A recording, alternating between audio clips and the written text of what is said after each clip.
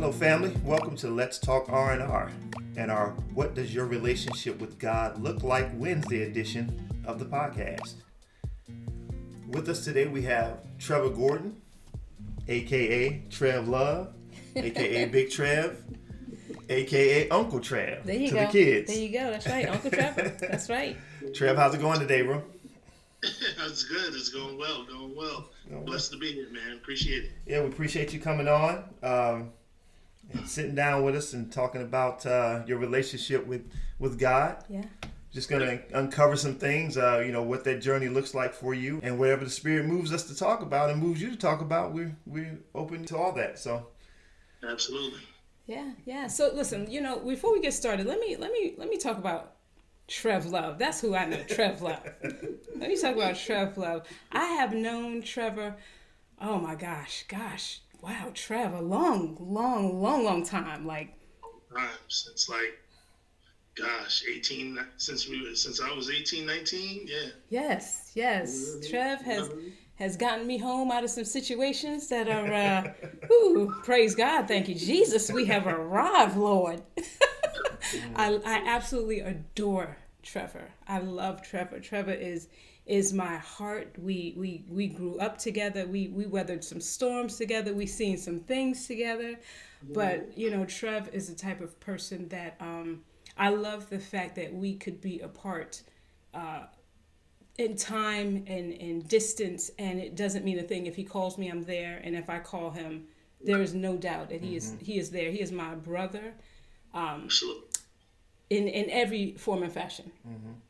So that's my spiel about that type of Trev. person that no matter how much time has passed, when you talk, you pick right up as if you just talked yesterday. Absolutely. Yeah. That's that love right there. Yes. And to know that he's my brother in Christ just makes this relationship that much more has that much more meaning. Absolutely. And I'm so excited. But I've bigged you up enough, Trev. Is there anything you want to share about yourself before we dive into these questions?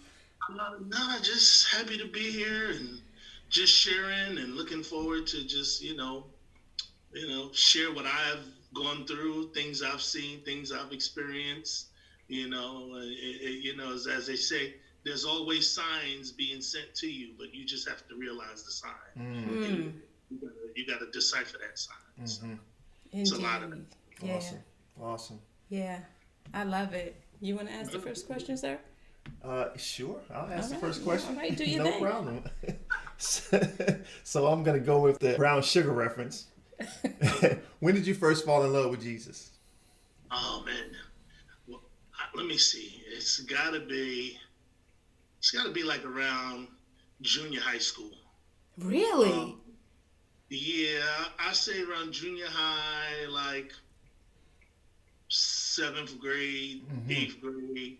See, it was so funny for me. Church was a chore, as in the West Indian household. Come on now. If you don't go to church, I don't know if you can say it online, but you're gonna get your donkey beat if you don't go to church. So you didn't have a choice, and you was in church, and we was church morning service, Sunday school, first service, second service, third service. I was going home at 11 o'clock at night, mind you, on Sunday. I had to get up for school at 6 in the morning, so I was done. So I hated it, and it was like at one point I was supposed to go to church, but we ditch. Yeah. And we go to the park and play ball in our suit. Yeah. And come back. Yep. Been there, done that. You're skating on the basketball court in a suit and some shoes because you can't get a grip. Yeah. And you tear your pants up, and your mom is like, "So, how was church?" Like, "Oh, church was great. Really, church was great.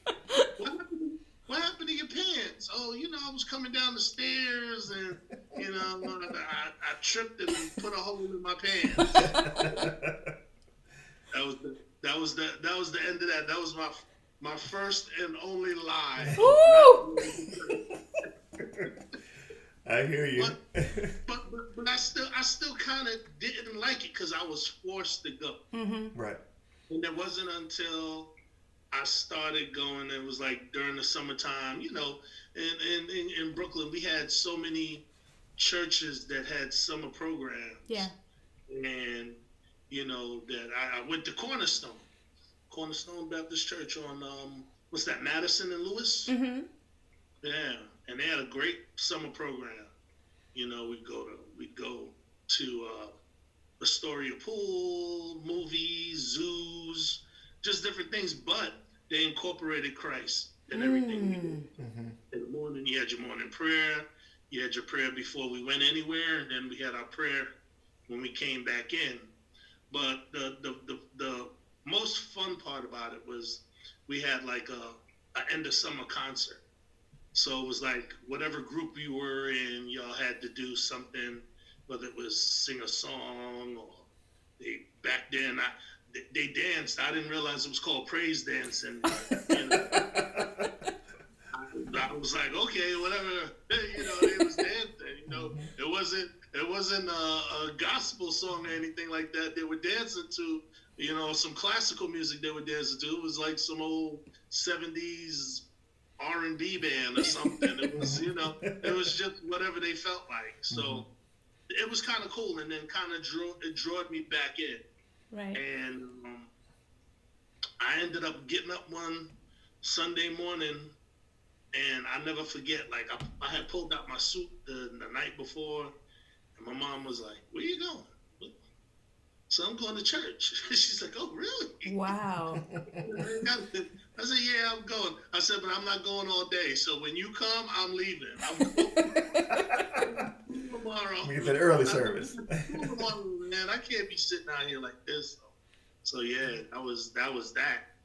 But yeah. Yeah. That's awesome. That is. That's what I knew. Yeah. And to know at such a young age is rare. Yeah. You know, that's amazing. See, where was that church when I was going to church? See, I was going to Catholic church. I don't understand where you were. Why you didn't come pull my coat and bring me to summer program? We're like Lisa. We got this concert going on. We didn't have a concert. But see, you didn't have far to go. You like went right across the street. So. Man, come on, Trev. But you was right around the corner. You could have came and got me. Oh man. You was right across the street. I was like, man, That's awesome. Yeah, that's awesome. Yeah. So let me ask you this: Who is God to you in your relationship right now? My brother, my friend, my confidant, my advisor.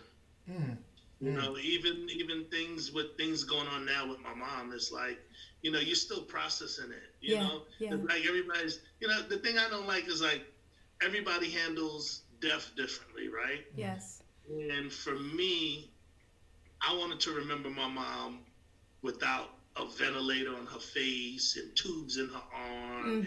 Yeah. You know, her arm looking black and blue from them sticking her 150 million times trying to find a vein. Yeah. And all that craziness. So that's how I chose to remember my mom before all of that.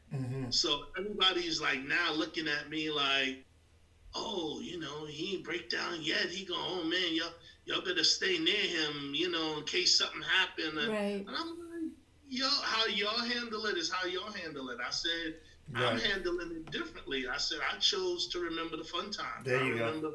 I remember the Saturday morning getting up, helping my mom make roti. You know, oh, come on, Trev. Don't do that. Don't do that. Uh-oh. Like, you know what I'm saying? Like, I try to remember all the fun times. You know what I mean? Yeah. So it's like, you know, and that's what she would want. She would want that. You know what I mean? So I'm not in her last 2 years. You know, it was painful for her. It was just like in and out the hospital, knee replacement surgery, hip replacement surgery, so many different things going on. You know what I mean? So it was just like her body was basically breaking down. You know what I mean? Yeah. So So it's like I made my peace with my mom early on because I seen the signs. I seen the signs. Yeah. You know what I'm saying? And that's what it was for me. So, he's my confidant. He's my advisor. Somebody I can talk to, and I don't get an answer all the time, but there's comfort, there's peace. Yeah. You know what I mean? There's peace in my heart. There's comfort in my heart. So. Yeah. That's awesome. I love that. I love that we have you on here, because let's be realistic now, and let's be honest. When you go into a church, it's mostly women. Oh, yeah. It really is, and so it's refreshing and it's wonderful to have, a man on here talking about his love for Jesus. Yeah. And being transparent in, he's my brother and my confidant and someone I can lean on and get peace from. I'm overjoyed that you're sharing that. So I'm going to ask you, what stage are you in right now in your relationship with God? Because Imani, your wonderful niece, is in the 2-year mark of her relationship, which is what made us ask this question. Because I was like, wow, I never thought about it that way. Am I still in the honeymoon phase? Or so what stage are you in? I mean, I'm still in the like but strong love stage. Really? Mm-hmm. Yeah, because it's like I get everybody's story is different, but I always fall back and say, man, I'm not a bad guy. Like, why can't like Mike Epps said in what was the name of that movie with and he played the pastor, and he was like, why come I can't have and why come? I was like, why come I can't have a Cadillac? Right. All my friends younger than me got a Cadillac. Why come I can't? Man, but what happened was I stopped looking at it because I said everybody put their time in, or however, like there are things that are for us that God deems for us, and there are things that God deems for others. Yes. And I think for me at an early age, you know the saying. I know Mommy probably used to say it to you all the time. You don't want what other people have. And so it was like falling back on that and processing where others have gone through, like their path. Yes. Because we all walk a different path. So I just looked at it that it was their time. Yeah. It was their time. Yeah.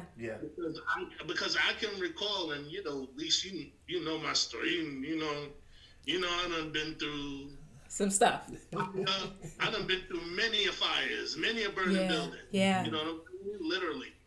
And over the last 4 years, I ain't never had no like car on my own, and so just like doors started opening up for me, and I don't want to push too far into that, but stay in to where we're talking about. It was just the fact that I things were happening for other people because it was their time. Yes. And I had to understand. I had to learn that, because I was like, I'm being faithful. I'm being honorable. Everything I asked from you, I stayed the course to make those things happen. Right. So I had learned that you can't make promises to God. Come on now. And not keep those promises. Yeah. And I had the same talk with another brother of mine. You remember my boy Craig? Yes, I do. My boy Craig. I had that talk with him about that. I said, God has given you all these great things. I mean, Craig, I ain't putting his business out there, but that's another story for another time. But, God will give and give and give and give. And when he sees you not doing what you're supposed to be doing with it, as quick as he gives it to you, he'll take it away from you. Come on now. And that's happened to me. That's my testimony. That's happened to me so many a times. And it was like around the 5th time I said, man, look, I like my trinkets and toys. I want them back. You know what I mean? But you got to keep your promise. If you say you're gonna do something, and you ask God, oh, get me out of this situation. Oh God, I'm gonna do this. If you get me out of this situation, I'm gonna be a better person. I'm gonna do better with my money. Or I'm gonna eat right. I'm gonna work out more. I'm gonna this. I'm gonna. Yeah. He's gonna hold you to it. And when he see that you ain't doing what you say you're gonna do, as quick as he open up that little doorway, he said, all right, I'm gonna give you an inch. Yeah. He gonna make you fall back about 100 feet. He's gonna take that inch and move away from you. So I learned it. That's awesome that you say that, Trev, because a lot of people, they have a hard time being happy for others when they're blessed. And that's the deal that he's looking for that. Can you rejoice in someone else's blessing? You know, and a lot of people can't. And they have to learn how to do that. You know what I'm saying? Especially when you're going through. All right, Lord, I'm going through. I'm struggling. But you want me to be happy for this cat? Especially if you know they ain't walking with God.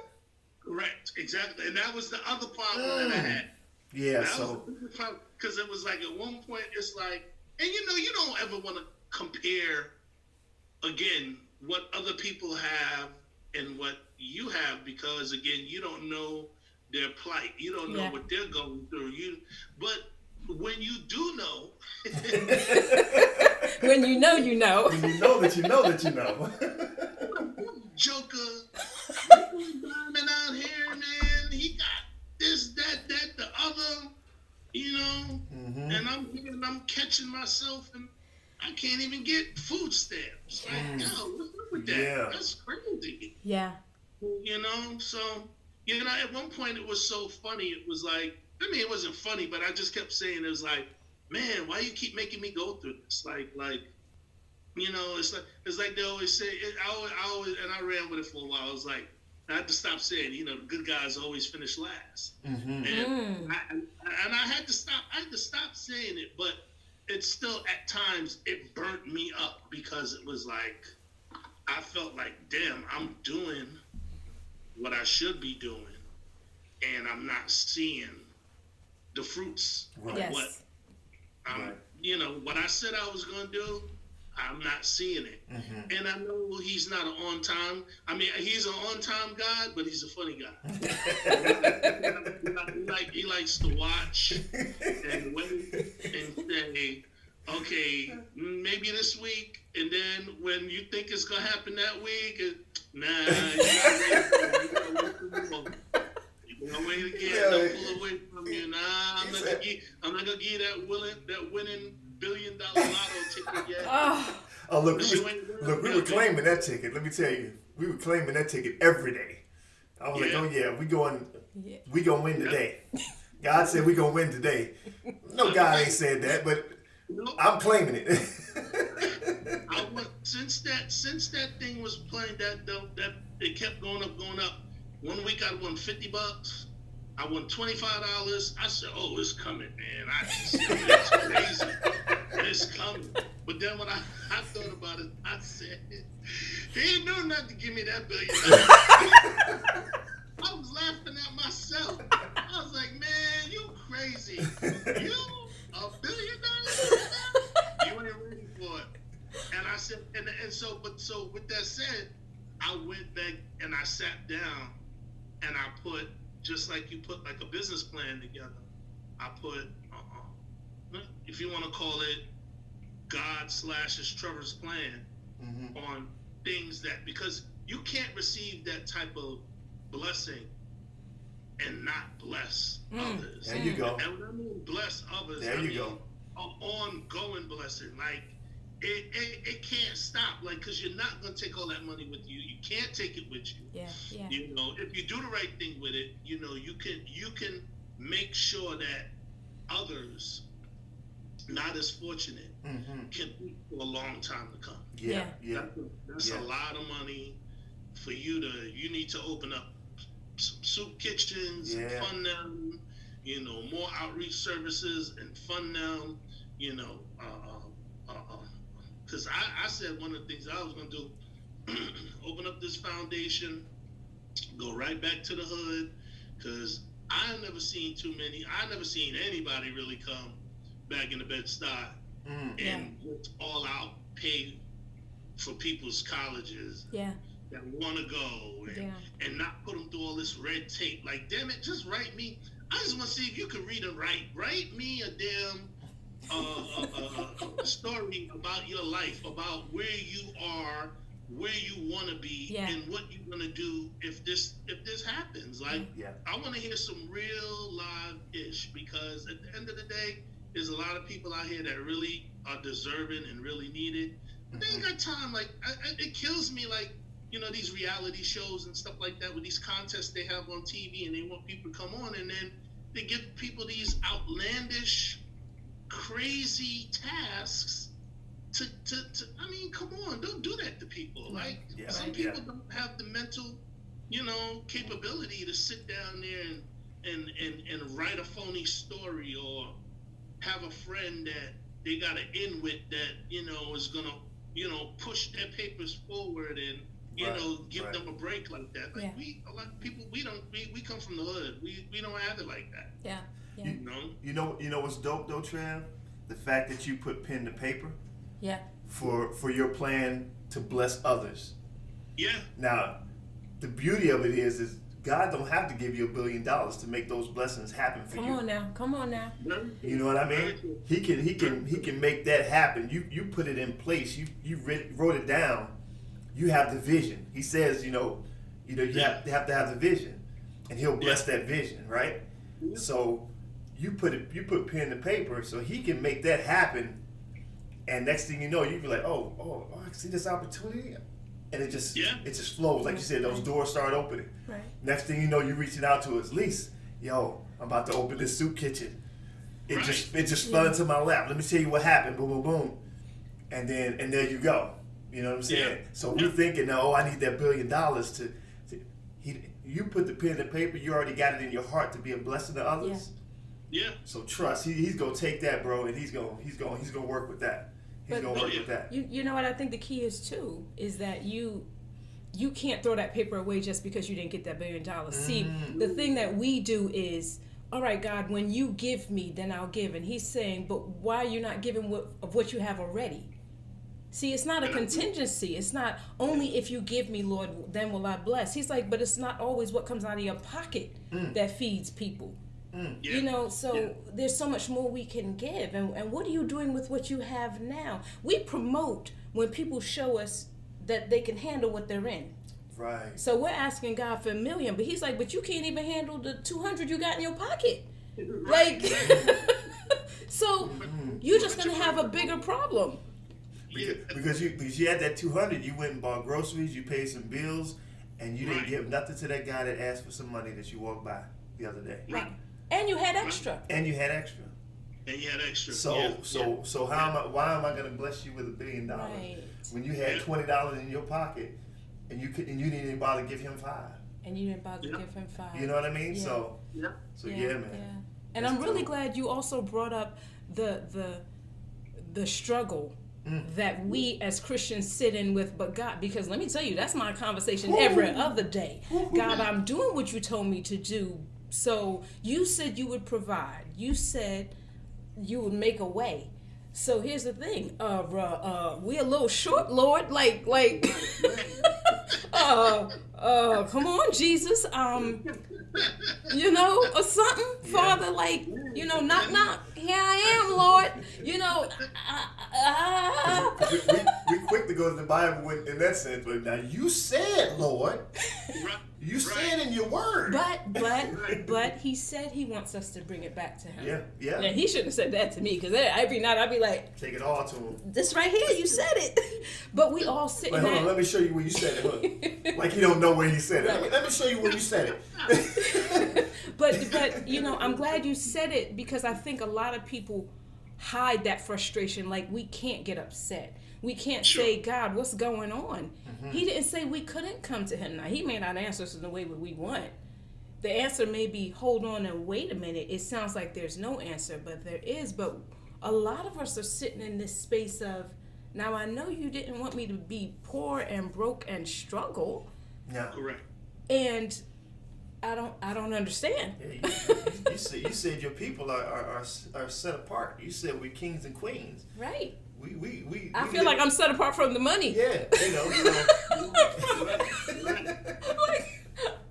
So you know. I don't know. Yeah, that's awesome. That's awesome though. Yeah. I'll make sure that when I get to the kingdom, because I'm claiming that too. I'll ask them, what was that all about? Like what was that all about? Look, that's a conversation that I'm looking forward to having. Like, look, what? Okay, fill me in. What? Right. What's going on? Yeah. Why this? Why that? Why this? Why that? Right. I mean, come on, we hear it. What do we hear? Double for your trouble. Okay, I've had a lot of trouble, so I should be getting a whole lot of doubles. You should be all in right now. For sure. But it's okay. It is. No, it's not. Sometimes it's not. Doggone it. Sometimes it's not. I hear you. But anyway. So Trev, you have any final thoughts that you want to leave the people? Any words of wisdom? Yeah, because this could go on like for that? forever. So. Yeah. Stay the course. That's the deal. Stay the course. Keep the faith. And when it's darker, and it feels like it's getting really dark, get on your knees and pray. Yeah. That's it. And he's gonna open that door for you. It may not be when you want it, because it definitely has never been when I wanted it. But I'll be honest. But the door opened. It's just magically, mysteriously open. It's like It's like Steve Harvey say, sometimes you gotta, jump out that plane without the parachute. Mm-hmm. Get the bumps, bruises, cuts, gouges. Mm-hmm. But you know what? At the end of the day, you're still alive. Yeah. That's awesome. And that's how it is, man. It's gonna come. It's just not gonna come when you want it to come. But he's always on time. Yep. But it's on time. That's awesome. That's awesome. Anything you want to say? No. Thanks, Trev. I appreciate you. I love you. Don't take so daggone long to get back to me, please, sir. I'm just glad I was able to come out and come on the platform with you guys, man. No doubt. We definitely love having you on. We appreciate it. Yeah. And we'll definitely have you on again once a couple of those other doors start opening. Come on now. Because we need the people to hear that God is still in the blessing business. Even though we don't always see it, He's always moving and He's always blessing. So we thank Trev for coming on. Yeah. And that's it. Love and blessings, people. Love and blessings. Love you guys. Love you, Trev. Thank you for listening to Let's Talk R&R with Tony and Lisa. Follow us on Instagram at Let's Talk R&R, where we welcome your feedback.